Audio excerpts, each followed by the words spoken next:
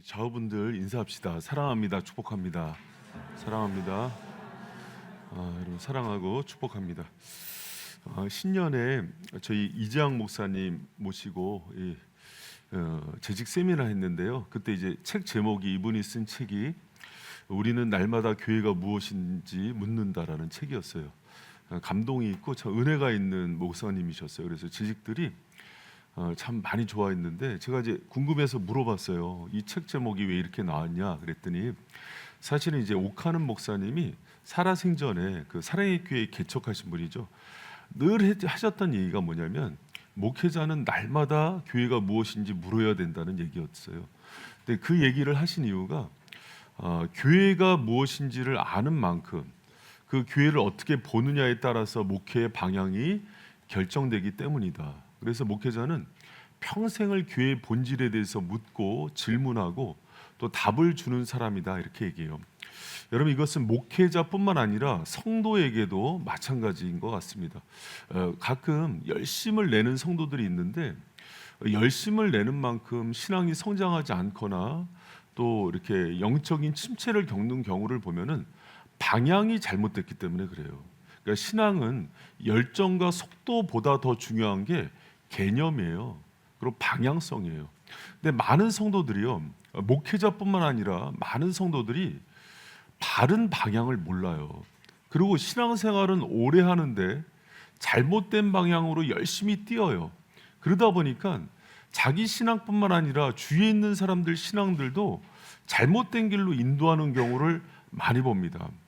여러분 그 교회가 어떤 곳인지를 정확히 아는 만큼 여러분 신앙 건강해집니다.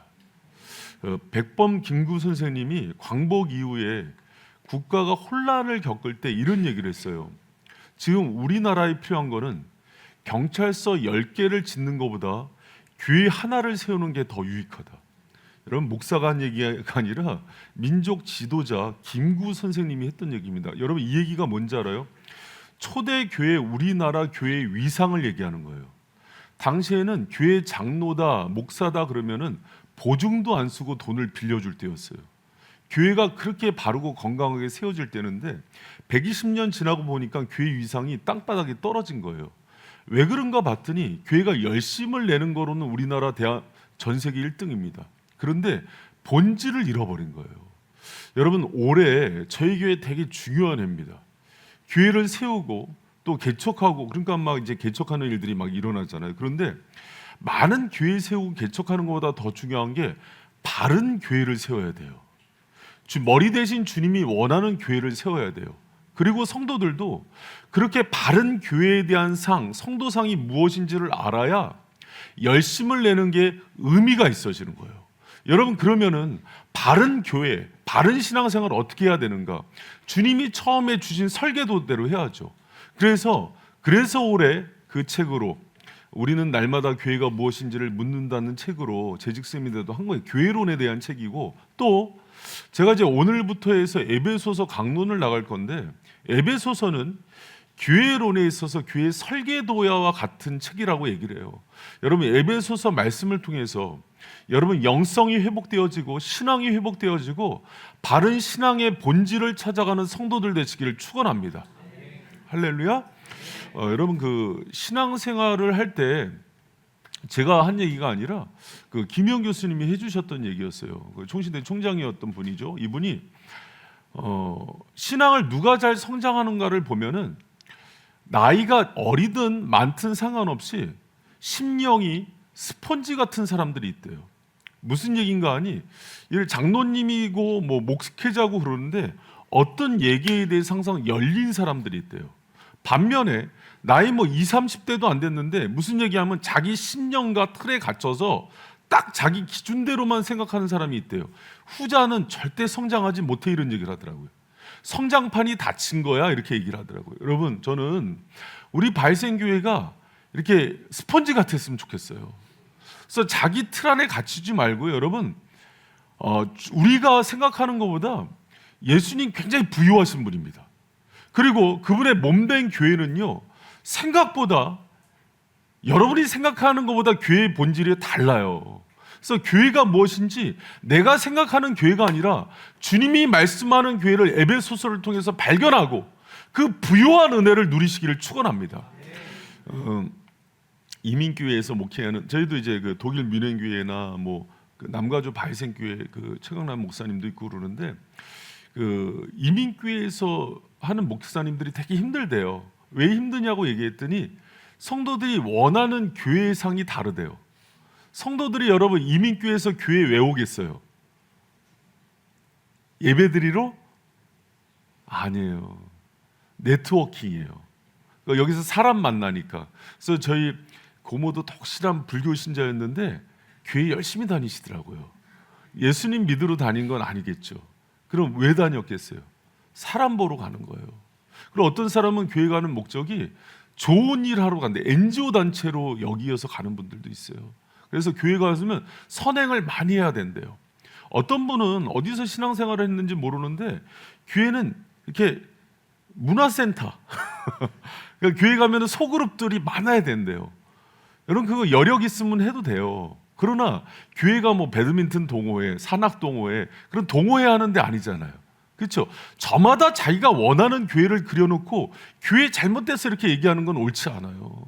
여러분 우리가 다시 한번, 우리 다시 어린아이로 돌아가서 에베소서 하는 동안 스펀지 같은 심령, 강팍한 그 각질들이 벗어나서 주님이 말씀하시는 교회론이 내 심령에 새겨지고 주님이 원하는 성도의 모습이 되게 해달라고 기도하면서 이 말씀 드리기를 부탁드립니다.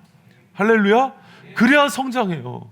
그래서 여러분, 저도 우리 장로님, 권사님들도, 중직자들도 나 이런 고백이 있어야 돼요. 나 주님 잘 몰라, 교회가 잘 몰라, 나 이제부터 새로 배우려고 하는 마음으로 여러분 주장하고 가르치려고 그러지 말고 우리 말씀 앞에 겸손하게 주님이 세우신 교회를 함께 세워나가는 교회 되기를 축원합니다.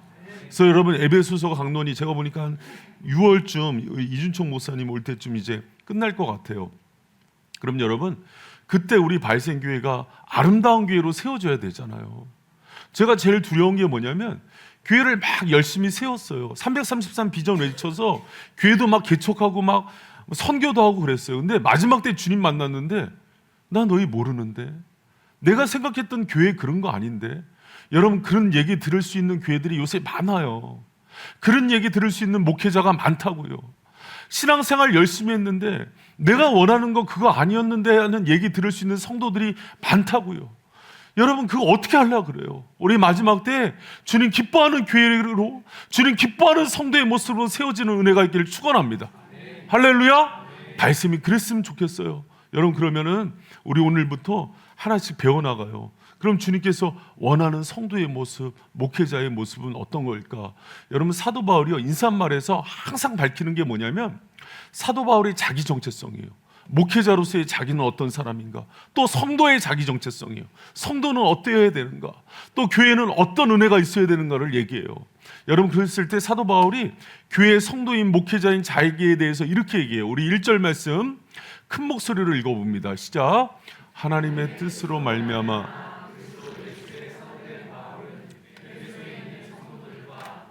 그리스도 안에 있는 사도 바울이 자기를 이렇게 얘기합니다. 하나님의 뜻으로 말미암아 그리스도 예수의 사도된 바울이라고 얘기해요. 여러분 이 얘기는 뭐냐면요, 사도 바울이 내가 하고 싶어서 목회자 된 거 아니라는 거예요. 자신은 예수 그리스도의 뜻대로 부르심 가운데 사도가 됐다는 거예요. 여러분 신앙생활하는 데 있어서 목회자도 성도도 제일 중요한 게 뭔지 알아요? 교회는 부르심의 공동체예요. 여러분 우리가 믿고 싶어서 예수님 믿은 게 아니라 우린 죄 가운데 있는데 그분이 우리를 불러주셔서 구원받았고 성도됨을 믿으시기 바랍니다. 신앙이 나로부터 시작한 게 아니라 만유의 주인 되시고 교회의 머리 되신 예수님의 공로와 은혜로 시작됐다는 거예요. 믿습니까? 여러분 그래서 사도 바울이 굉장히 강하게 얘기하는 게 뭐냐면 이 직분도, 교회에 있는 사도의 직분, 목회자의 직분, 샘지기, 장로, 권사, 안수집사 여러 직분, 교사의 직분도 내가 하고 싶어서 하는 게 아니라 주님의 부르심 가운데 해야 된다는 거예요. 할렐루야. 여러분 이거 너무 중요한 사실입니다. 오늘날 많은 사람들이 교회 와서 주장해요.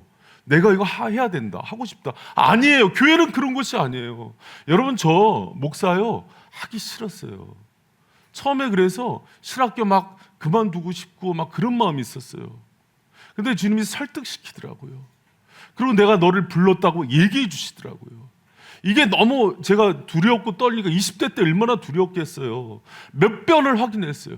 그랬더니 소경임 목사님이 안수할 때도 주님이 너 기름 붓는다 그러고, 또 담임 목사님도 너 선택했다고 얘기하고, 저도 기도하면서 확증을 받았죠. 의심이 많으니까 기도원처럼 여러 번 확증을 받은 거예요. 왜? 부르심이 맞는가 확인하기 위해서. 여러분, 제가 다시 한번 물어요. 교회는 이게 흔들리면 다 흔들리는 거예요.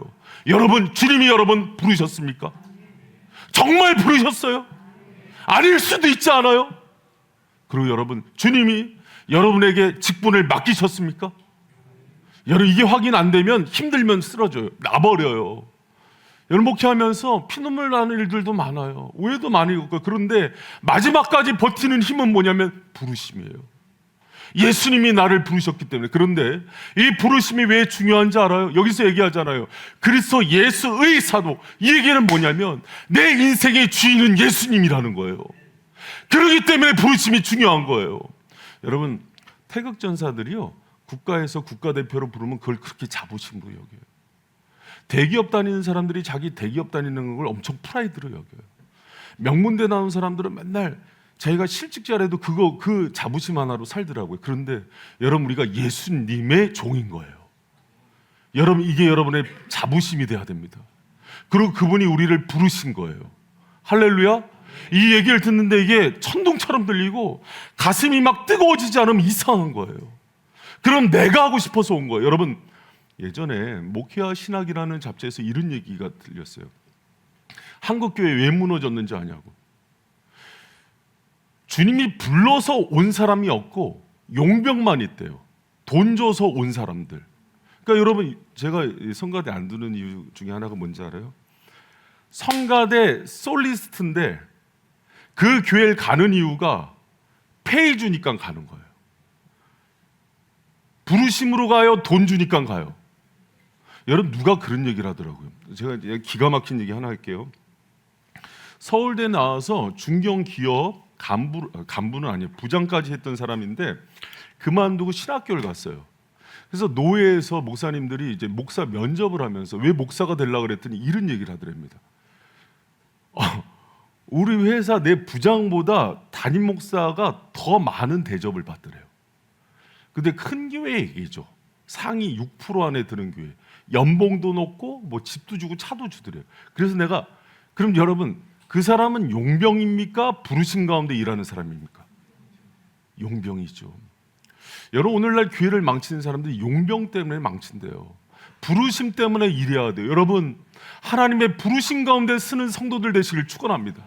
여러분, 제가 가슴 아프지만 막 따갑게 물을 때가 있어요.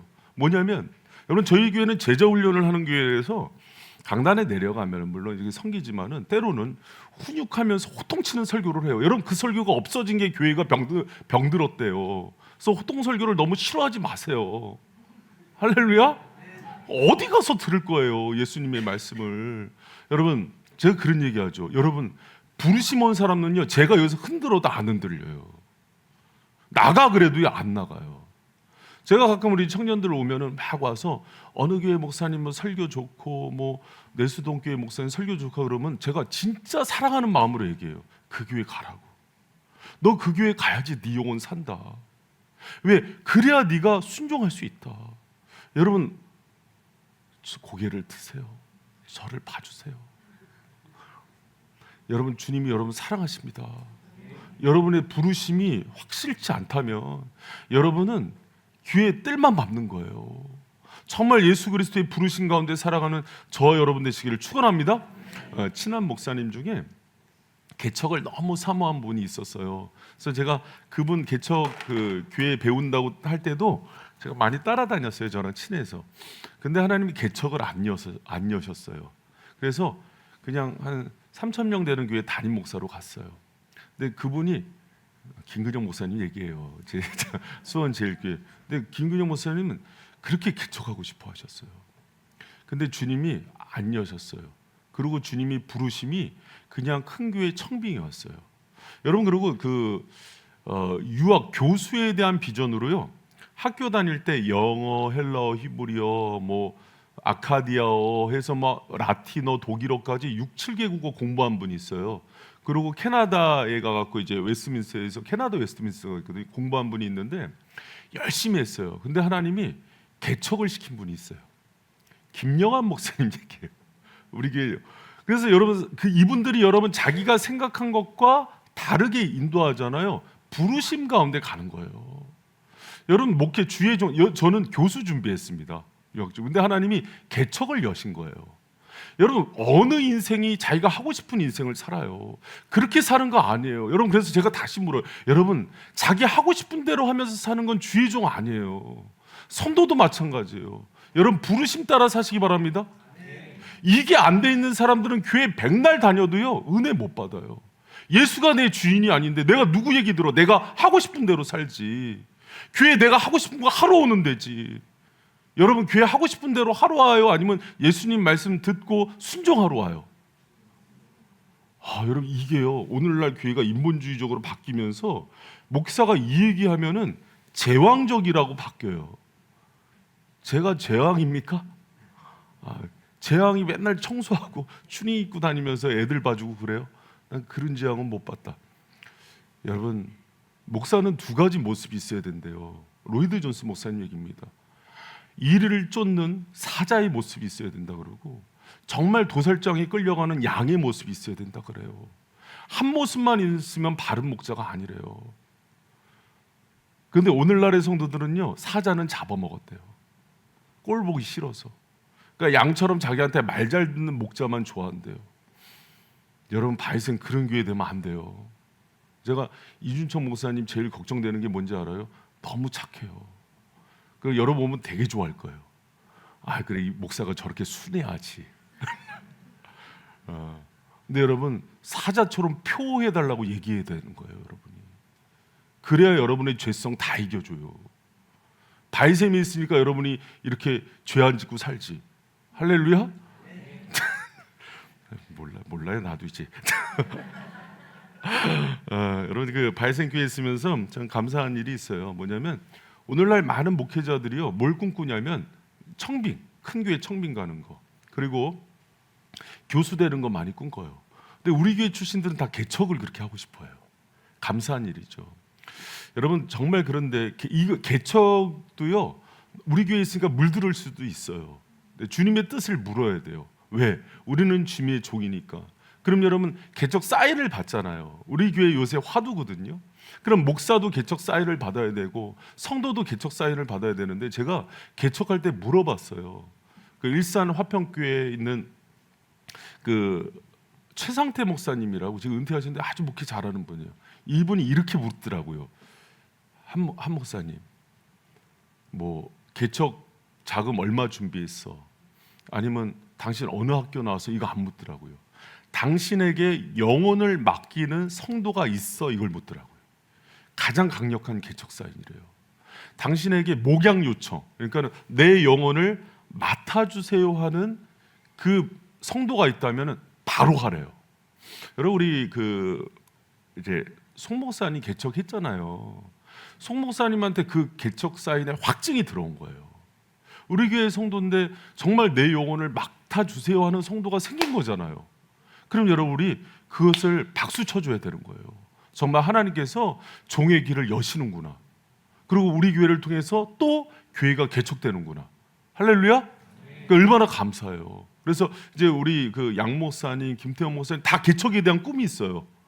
근데 이제 바이센 교회 옆에다가 하면 안 돼요.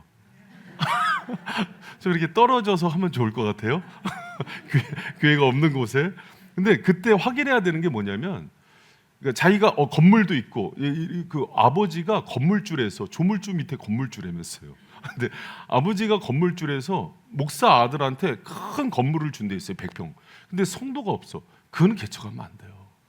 그러니까 개척 사인에 제일 중요한 게 그거예요. 그리고 성도들도 뭘 생각하냐면 항상 이걸 진단하는 거예요. 내가 내 영혼과 내 자녀를 저 목자에게 맡길 수 있는지를 묻는 거예요. 그리고 저 목자의 말씀을 통해서 내가 공급받고 있는지, 은혜를 받는지, 내 영혼이 회복되는지 점검하는 거예요. 여러분 그러고 바이샘에 오셨죠? 그래서 제가 중간에 확인을 하는 거예요. 그러지 않으면 이게 백날 있어도 안 된다고. 안 돼요, 여러분. 주님이 교회를 그렇게 세우지 않으셨어요. 그러니까 교회를 너무 모르는 거예요. 나는 친한 언니 있어서 왔는데 그 친한 언니는 다른 데서 만나시면 된다고. 여러분 제 얘기가 매섭게 들리지만 제 얘기가 아니라 주님의 말씀인 거예요. 여러분 우리는 예수님이 주인이기 때문에 그 말씀이 쓰라릴 때는 그 말씀에 순종해야 되죠. 할렐루야. 여러분 우리 성도들 그 부르심 앞에 섰으면 좋겠어요. 한번 생각했으면 좋겠어요. 나는 어디로 부르셨는가. 오늘까지 그 송목사님네 교회 갈 수 있는 날이에요. 오늘까지 서화자매 가고 싶. 아니 이게 여러분 이게 웃을 일이 아니라 너무 좋아해갖고 그래서 내가 그 목사님이 너무 좋은 목사님이에요. 정말 내가 기도했는데 내 영혼을 가는 거라니까요, 여러분. 왜 주저하세요? 여러분 근데 갈라 그러니까 개척교회 돈 많이 든대. 여러분 그러면은요 주님도 여러분 사랑 안 해주세요. 주님께 돈 많이 들여서 여러분 이끌어 주셔야 되거든요. 근데 그런 거 보는 게 아니라 쟁기를 들고 복음을 위해서 일하는 자는 뒤돌아보는 거 아니에요. 바로 순종하는 거예요. 그게 진짜예요. 여러분 오늘날 교회가 진짜가 없어지는 거예요. 여러분 저는 바이샘 교회가 진짜가 됐으면 좋겠어요. 여러분 그냥 무늬만 성도가 아니라 정말 주님의 부르심 앞에 반응하는 교회가 되기를 축원합니다. 여러분 지금 이제 우리 지금 이제 성도 사역자들 중에도 지금 이제 나가서 이 부르심을 확인 중에 있는 사람이 있어요. 내가 정말 주의 길을 가야 되는가? 신학교를 가야 돼, 목회자를 가야 되는가? 이게요 그냥 가서 돈벌이를 하러 가는 게 아니에요. 이건 죽으러 들어가는 거예요. 여러분 목회자가 아주 호강스러워 보입니까? 목회자 똥은 개도 안 먹는다는 얘기를 해요. 여러분 그 부르심 앞에 설 때 내가 주를 위해서 죽으러 들어가는 거예요. 그런데 이게 목회자뿐만 아니라 여러분한테 또 묻는 거예요. 여러분 예수를 위해서 죽을 준비가 됐습니까? 아니 초신자분들은 대답 안 하셔도 돼요. 아직 죽지 마세요. 주님이 여러분의 주인이십니까? 그리고 주님의 부르심 가운데 살아가는 분이십니까? 이게 대답이 안 되면 아직 성도가 아닌 거예요. 그래서 이재학 목사님 교회는 그런 성도들한테 세례도 안 줘요. 그래서 집사 직분을 14년이 됐는데 8명만 줬어요. 권사장로 안수집사 세우지도 않았어요. 우리 교회 너무 빨리 줬나 봐. 그게 교회예요, 여러분. 그래서 초대교회 성도들이 카타콤, 신앙을 지키기 위해서 태어날 때부터 굴을 파고 들어갔던 거예요. 굴 속에서 태어나서 굴 속에서 죽어요. 왜? 신앙을 타협하지 않기 위해서. 여러분 주님의 부르심 가운데 살아가는 거룩한 성도들 되시기를 축원합니다. 할렐루야. 여러분 오늘날 그 목회자들이 신학교도 안 가지만은 신학교가 안 가서 난리가 났어요. 지금 교회마다 사역자들을 못 뽑아요. 요셉 선교사님이 거제도에 있는 안식 선교관에 들어갔더니 교회가 엄청 커요, 여러분.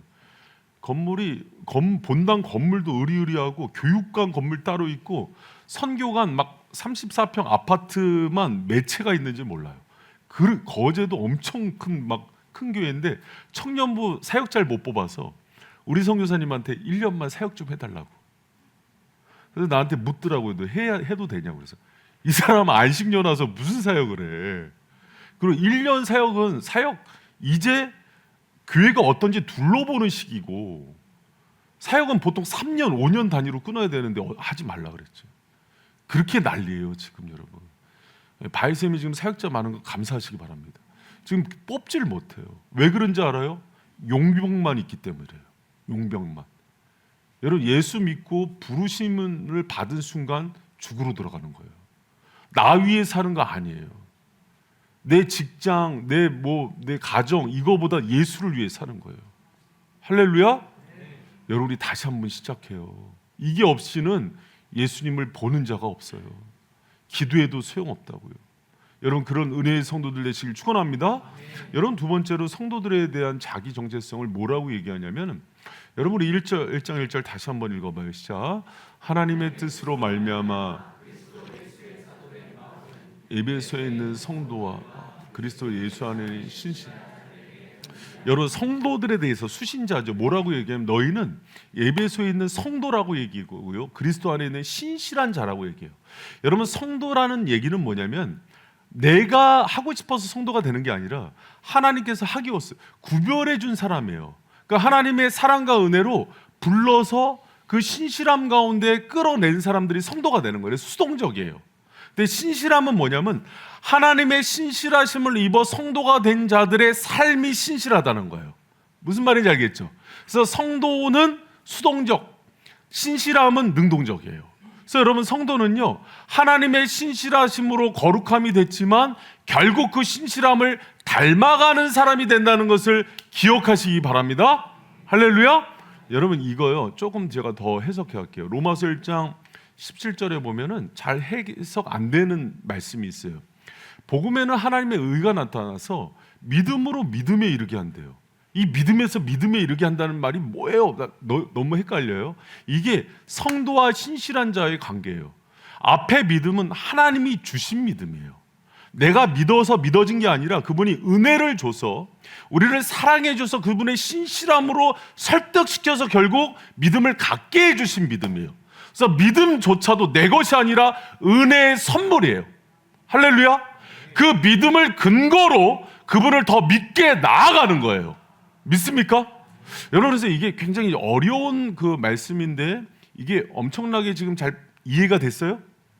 성령이 풀어주시는 거예요. 그러니까 믿음 자체가 하나님의 선물이기 때문에 내가 믿어야지 난 믿어 이런다고 되는 게 아니에요.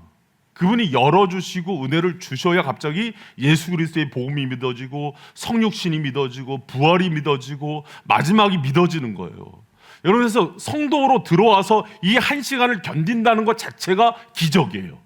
주님이 은혜를 부어주신 거에 대한 선물로 나타나는 증세가 예배에 말씀을 집중하는 거예요. 할렐루야. 그래서 여러분 예배 때 말씀이 안 들려. 물론 전하는 사람이 바른 말씀을 전할 때 또 그 사람이 성령이 있는 목회자가 전할 때 말씀이 안 들리고 부딪혀오는 건 성도가 아닌 거예요. 죄송합니다. 성도가 아닌 거예요. 그 사람들은 뭘 먼저 해야 되냐면 아파해야 돼요. 주님 생명 주시옵소서, 거듭나게 하여 주시옵소서, 예수를 만나게 하여 주시옵소서. 그리고 옆에 있는 사람들이 방치해두면 안 돼요. 같이 기도해야 돼요. 할렐루야. 여러분 그게 성도인 거예요. 그래서 그게 믿음으로 믿음에 이르게 하는 거예요. 그럼 여러분 이 믿음으로 믿음에 이르게 한 사람들이 막 살 수 있어요? 아니거든요. 여러분 그래서 로마서 1장 6절에 보면 그런즉 우리가 무슨 말하리요? 은혜를 더하게 하려고 죄에 거하겠느냐 이런 얘기예요. 내가 그렇게 주님이 나를 붙들어 주시고 은혜를 주셨으니까 난 주님이 하시는 대로 살아야지. 그렇게 안 된다는 거예요. 은혜를 맛본 사람들은 은혜의 비밀을 알아요. 주님의 사랑을 받고 십자가의 보혈이 나한테 잊혔기 때문에 막 살 수 없다고요. 여러분 내가 심장이 고장났는데 엄마가 날 살리려고 심장을 이식해 준 거예요. 그리고 하늘나라 갔어요. 그럼 내 몸뚱어리 은혜로 살았으니까 막 술 먹고 담배 피고 허랑방탕하게 살아요? 그렇게 못 산다는 거예요. 하도 술에 취해갖고 간이 망가져서 간을 이식해 줬더니 내가 은혜로 살았다 그러면서 또 술 먹고 그렇게 살아요? 못 산다는 거예요. 여러분 그렇게 말이 안 돼요. 말이. 그건 은혜를 못 받아본 사람이에요. 주님의 은혜를 받은 사람은요 그분을 더 사랑하게 되고 그분이 원하는 삶대로 살아가는 거예요. 할렐루야. 그래서 성도는 신실한 자가 되는 거예요. 그 얘기를 바울이 해주는 거예요. 너희들은 성도면서 신실한 자들이다. 여러분 주님의 신실하심을 따라서 성도가 되었으니 신실한 삶으로 살아가는 저와 여러분 되시길 축원합니다. 근데 여러분 이 두 가지 중에요 더 힘을 줘야 되는 게 성도래요. 내가 신실하게 사는 것보다 더 중요한 게 하나님의 신실함을 붙들고 사는 거예요. 왜? 우리는 이 땅에 살아가면서 계속 불완전하거든요. 그래서 또 넘어지고 연약하지만 그때도 여전히 나에 대해서 변함없는 사랑을 주시는 그분을 붙드는 거예요. 할렐루야. 그 은혜를 아는 사람들이 내가 넘어져도 세상에서 허랑방탕해도 또 주님을 향해서 넘어지는 거예요. 여러분 그 은혜 가운데 거하시기를 축원합니다. 여러분 주님의 신실하심은요 변함이 없어요. 그래서 주님이 그것을 믿고 정말 상한 갈대를 꺾지 않고 꺼져가는 심지를 끄지 않는 주님께 나와서 주님의 사랑 앞에 손 벌리고 엎드리는 그 사람을 너무 사랑하세요. 여러분 일주일 동안 여러 가지 모습으로 세상에서 찢기고 상처받고 죄 가운데 있었지만은 또 신실하신 하나님의 그 변함없는 사랑 앞에 오늘도 엎드려서 호소하고 기도하면 주님이 여러분 큰 은혜로 이끄신다는 걸 믿으시기 바랍니다. 주님의 사랑은 변함이 없어요. 사람은 흔들리죠. 사람은 시간이 지나도 변절되고 마음이 식어지지만 주님은 우리에 대한 사랑이 흔들리지 않으신다고요. 여러분 그 사랑 믿는 저 여러분 되시기를 축원합니다. 여러분 제가 목회하면서 참 부족한 목사라는 걸 많이 느껴요. 그래서 정말 주님께서 많이 사랑하라고 준 성도들 더 사랑해야 되는데 내가 사랑이 이렇게 부족하구나, 그런 것들 많이 느끼는데 그때마다 주님이요, 이런 못돼 먹은 놈, 이 부족한 놈, 그리고 정죄하지 않으시더라고요. 또 그분의 사랑을 덧입혀 주면서 그 사랑 가운데 나를 일깨워 주세요. 그러면은 여러분, 그럼 버릇이 없어지는 게 아니라 그 사랑을 받았기 때문에 또 흘려보내 줄 수 있게 돼요. 여러분 혹시 주위에 정말 저 사람은 내가 용서 못해, 저 사람은 내가 함께 할 수 없어, 이런 사람들 있으면은 내가 의지적으로 내가 신실한 자가 돼야지 하는 거 말고요, 주님의 더 큰 신실함과 사랑을 달라고 기도하세요. 그러면은 많이 갔잖아요. 그러면 그 사람들 이 끌어안는 거 아무것도 아닌 문제가 돼요. 여러분 그런 은혜 가운데 거하기를 축복합니다. 네. 주님은요 이런 나를 또 사랑해주고 이길 힘을 주시는 분이세요. 그러니까 성도란 그런 자라고 얘기해 주는 거예요. 여러분, 그리고 바울이 중요한 거 하나를 얘기해요. 교회 안에서 우리가 꼭 누려야 되는 거, 그 이제 은혜와 평강이에요. 예수 안에 있는 은혜와 평강을 누리라고 얘기합니다. 여러분 우리 그 2절 말씀 크게 한번 읽어봐요. 시작. 하나님 우리 아버지,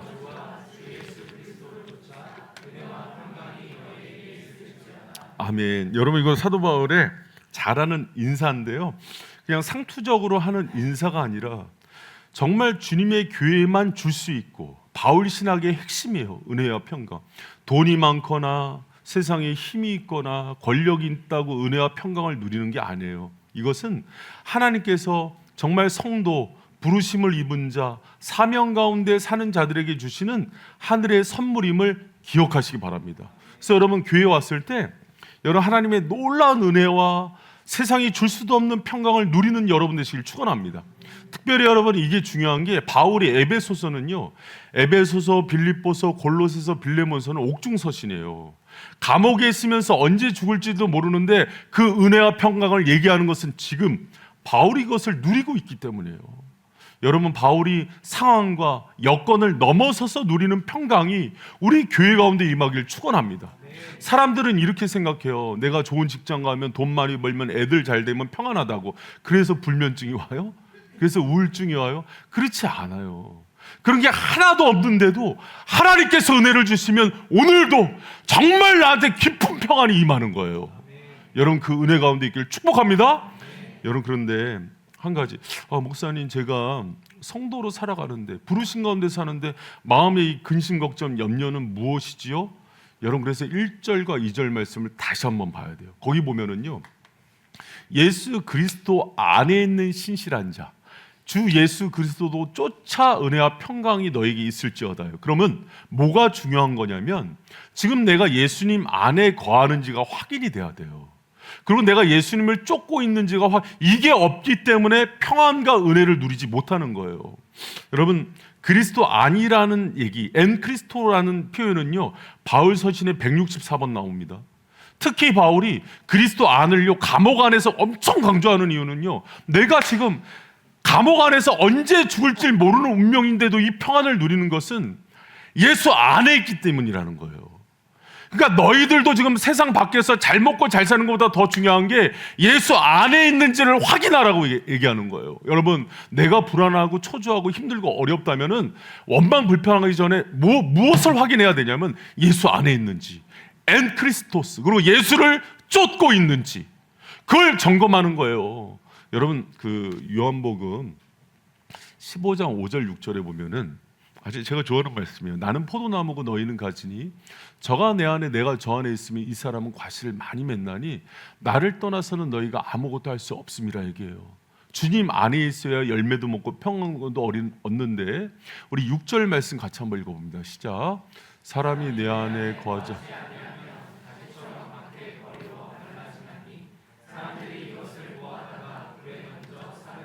여러분, 이 얘기가 무슨 얘기예요?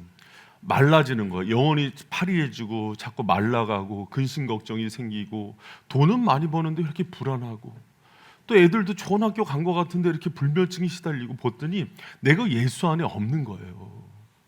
그럼 이렇게 가지처럼 말라지는 거예요. 여러분, 자기 영혼을 돌아보시기 바랍니다. 지금 여러분한테 가장 중요하고 필요한 것은 지금 세상의 것을 취하는 게 아니라 그거 다 버리더라도 예수 안에 거하는 거예요. 그러니까 사도 바울이 감옥에 있으면서도 그 평안을 누리잖아요. 그러니까 너희들이 나처럼 됐으면 좋겠다는 얘기를 오죽하면 계속 하겠어요. 여러분, 우리를 돌아봤으면 좋겠어요. 지금 여러분 예수 안에 거하십니까? 예수를 쫓아 살고 있습니까? 그럼 여러분, 환난 중에도 기뻐하고 감사하게 된다니까요. 바울처럼 내일 당장 형장의 이슬로, 아니면 원형 경기장에 사자 밥으로 죽어도요, 예수 안에 있으니까 평안을 누린다니까요. 여러분, 그 평안이 저 여러분의 것이 되길 축원합니다. 허드슨 테일러라고 중국 내지 선교의 아버지라고 부르는 분이 있어요. 잘 모르는 분들도 허드슨 테일러 하면은 다 아시더라고요. 그 3월 둘째 주부터 이번 주 지나서 그 다음 주부터 이제 선교사님이 그 선교 특강 하시거든요. 6월까지 많이 참석해 주세요. 중간 광고였습니다. 근데 이거 허드슨 테일러 얘기 많이 할 거예요. 근데 그 허드슨 테일러가 얼마나 여러분 그 중국 내륙 선교의 아버지라고 부르고 선교사에서는 엄청난 사람이거든요. 근데 이 사람도 마음이 어려울 때가 있었어요. 그러니까는 한참 막 중국 선교를 하는데 마음의 은혜와 평강이 식어지고 늘 마음이 불안하고 동역자들의 갈등 속에서 원망과 불평이 끊이지 않더래요. 그리고 선교에 대한 두려움, 또 서로에 대한 시기 질투, 그런 마음이 생기니까 내가 이런 모습으로 누구를 전도할까? 그리고 막 힘들어할 때 주님 내리고 싶습니다. 더 이상은 못 가겠습니다 할 때 주님께서 말씀으로 응답해 주셨는데 그게 15장 5절 말씀이었어요. 나는 포도나무여 너희는 가지니 저가 내 안에 내가 저 안에 있으면 이 사람은 과실을 많이 맺나니 나를 떠나서는 너희가 아무것도 할 수 없습니다. 그때 선교사님이 깨달은 게 있대요. 정말 중요한 게 내 사역도 아니고 또 내가 많은 일을 하는 것도 아니고 예수님 안에 거하는 거구나. 그분과 친밀히 동행하는 거구나. 생각해 보니까 자기는 일을 했지 예수님과 교제한 적이 없더래요. 그러니까 여러분, 말씀을 전하고 기도를 많이 하는 것도 사역이 돼버리면 예수님 안에 있지 않은 게 될 수가 있어요. 그래서 하나하나 내리기 시작했대요. 예수님 안에 거하기 위해서. 여러분, 이거 되게 필요해요. 그리고 저희 교회는 제자 훈련을 하는 교회이기 때문에 그런 것들을 또 때로는 리더들한테 내리기도 해줘요. 왜? 예수가 더 중요하기 때문에. 할렐루야? 아니구나. 여러분, 자리가 중요한가 보다. 여러분, 제 얘기 한번 잘 들어보세요. 여러분, 사도 바울처럼 주님의 부르심 따라 살고 예수님이 주인이시죠. 근데 내가 직장을 가는데 이 직장이 예수 안에 거하지 못하게 하는 직장이에요. 제가 물어요. 내릴 수 있겠어요? 아니, 대답하지 맙시다. 이거 우리 서로 민망하다. 여러분, 내가 정말 꿈꾸는 학교가 있는데 그 예를 들어서 고3이 거길 갔어요. 근데 그 학교가 예수님을 멀게 만드는 학교예요. 그럼 부모님한테 얘기하고 그 학교 내릴 수 있겠어요, 애들이?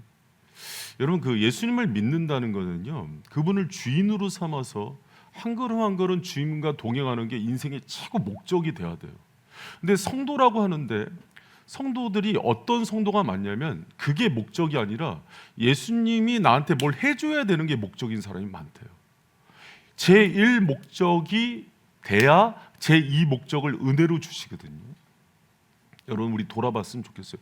예수님 예배는요, 그분을 영화롭게 하고 이분이 나의 인생의 모든 거라고 고백하는 사람들이 힘을 다해 찬양하고 기도하고 말씀을 듣는 자리거든요. 근데 예배의 자리에 나와서 주님을 램프의 지니처럼 부리려고 오는 사람들이 많대요. 그래서 교회가 깨진대요. 여러분, 우리 다시 한번 돌아봤으면 좋겠어요. 그리고 내가 주님 안에 거하지 못하게 하는 것들이, 여러분, 이런 사람도 있어요. 제가 이것도 한번 심각하게 물어볼게요. 내가 이사를 갔어요. 과거 우리 신앙의 선배들은 이사를 가는데 제일 첫 번째가 뭐냐면 교회였거든요. 근데 우리는 여러분 교회가 중요해요, 집이 중요해요? 교회가 중요해요, 집이 중요해요? 또 집보다 더 중요한 게 요새는 애들 학군이거든요. 애들 학교 때문에 옮기거든요. 다 죽는 겁니다. 다 죽는 거예요. 여러분, 그러니까 우리 신앙이, 교회는 그리스도의 몸이라 그랬거든요. 예수님 머리인데, 그런 사람들은 뭐냐면 내가 학교 때문에, 직장 때문에, 집 때문에, 애들 때문에 언제든지 예수님 바꿀 수 있다는 거예요. 여러분, 우리 솔직하게 한번 인정해 봅시다. 여러분, 오늘 설교가 아파요? 아프세요. 때로는 설교가 아파야 되더라고요. 그래야 내 안에 있는 민낯이 드러나고 죄가 벗겨지면서 주님이 나한테 찾아오시더라고요. 여러분, 주님 여러분 누구보다 사랑하세요. 그리고 독생자 아낌없이 주신 분이에요. 그런데 그분도 여러분이 그분을 그렇게 사랑하길 원하세요. 인생 별거 아니에요. 하루 아침 안개 같은 인생이에요. 내가 그토록 영원히 사랑하겠다는 짝도요, 나 못 지켜줘요. 자녀와 부모도 언제 떠날지 몰라요. 주님만 영원해요. 주님 안에 영원히 거하는 우리 성도들 되시기를 축원합니다. 여러분, 제가 허디슨 테일러 얘기 마무리할게요. 그래서 제가 너무 공고하니까 하나씩 내리기 시작했대요. 사역이 뭐 그러니까 갑자기 충만해지더래요. 다 충만해지고 은혜가 있더래요. 그래서 동생 아밀리아에게 이렇게 편지를 써요. 이제 모든 부담감과 중압감이 사라졌다. 아마도 요즘 며칠이 인생에서 가장 행복한 때인 것 같다. 모든 게 새롭고 눈이 멀었다가 다시 보게 되는 것 같다. 그동안 헛되이 애를 썼다. 내가 예수 안에 거하고 주님이 내 안에 거하는 삶, 그거면 충분했다. 주님이 주시는 약속이다. 여러분, 이 얘기를 해도 마음에 와닿지 않는 분들은요, 예수님 안에 거하고 예수님과 동행하는 게 뭔지를 경험이 안 돼서 그래요. 그 황홀함, 그 기쁨을 누린 사람들은 이 얘기가 뭔지를 알아요. 내 인생 전부를, 밭을 다 팔아서라도 그 보화를 사는 게 무엇인지를 알아요. 여러분, 그 은혜, 예수가 주시는 그 큰 기쁨을 누리는 한 해가 되기를 축원합니다. 여러분, 말씀을 맺겠습니다. 주님께서 우리 교회 사랑하셔서 에베소서 통해서 바른 교회의 본질, 바른 성도의 모습을 회복하기를 원하시는 것 같아요. 여러분, 때로는 말씀이 아프면은요, 스펀지처럼 받아내야 돼요. 그것 때문에 목사를 미워하면 안 되고요. 그리고 여러분, 주님 앞에서 여러분 마음이 기경돼야 여러분 결국 살아나요. 발셈에 오기 전과 온 후로 모습이 달라져야 돼요, 여러분. 과거보다 더 악해졌어. 신앙이 다운돼. 그럼 우리 교회에 있으면 안 돼요. 여러분, 물론 신앙은 이게 왔다 갔다 하니까는 이 얘기를 나가란 얘기로 듣지 마시기 바랍니다. 어차피 여러분보다 내가 먼저 나갈 거잖아요. 그러니까 그렇게 이해하지 마시고, 여러분, 그러나 우리가 다시 한번 확인해요. 여러분, 성도는 부르심 앞에 살아가는 자들이에요. 예수님이 주인이기 때문에. 그리고 여러분, 성도는요, 하나님의 신실하심을 통해서 성도된 자들이기 때문에 신실하게 살아가는 자들이에요. 그리고 은혜와 평강의 지배를 받는 자들이 되어야 돼요. 주님이 그거 주고 싶어 하세요. 그런데 그게 없다면 내가 예수 안에 거하는지 예수를 쫓고 있는지를 확인하는 거룩한 주의 종들 되시기를 축원합니다.